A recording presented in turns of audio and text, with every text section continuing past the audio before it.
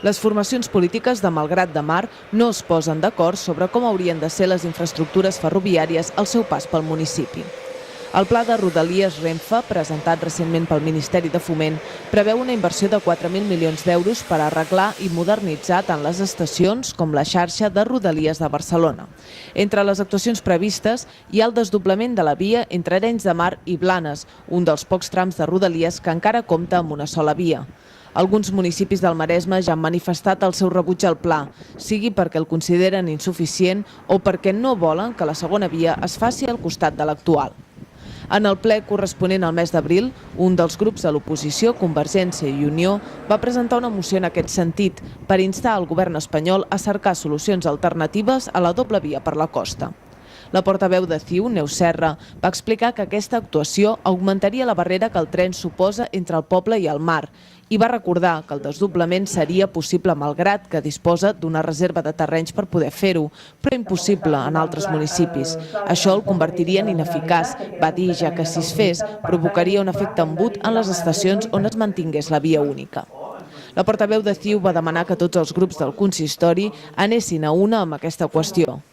Esquerra va proposar una esmena que es va incloure al text de la moció demanant que també s'estudiïn millores per la línia que va a Girona.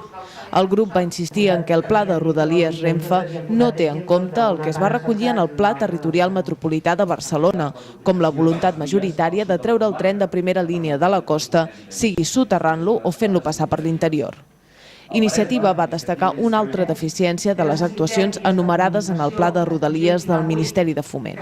No es preveu fer el tram Blanes-Lloret. Tots aquests tres grups van votar a favor de la moció. L'equip de govern, PSC i PP, van votar-hi en contra. L'alcaldessa Conxita Campoy va assegurar que l'Ajuntament diria la seva quan hi hagués un projecte concret sobre la taula de com fer la doble via. L'alcaldessa va confessar que prefereix el tren on és ara que soterrat o per l'interior. Segons ella, algunes de les alternatives plantejades no són pràctiques. Defensa el seu, però jo li vull recordar una cosa, que la carretera nacional ha d'anar així. No pot anar així. Ha d'anar així. Per tant, cada un pot defensar el seu, però la carretera ha de continuar. I alguna pèrdua té que tingui algun poble i alguna millora té que tingui l'altre. Perquè, esclar, si cada un defensa les carreteres anirien així, faríem gigasaques.